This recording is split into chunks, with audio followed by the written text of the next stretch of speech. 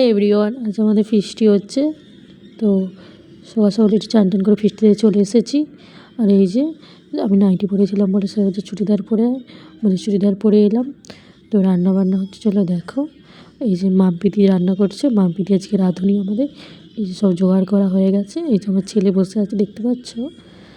আর এই যে মহাশয়কে দেখুন, সে রেডি করে দিয়েছি, তাও টিস্যু পেপারে ওর মুখ মুছছে, মুখ নাকি পরিষ্কার হয়নি।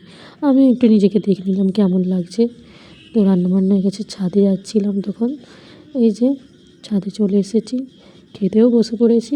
এই যে খাওয়া দাওয়া হচ্ছে, সবাই খাচ্ছে এখন। এই যে সবাই হাই করে দিচ্ছে।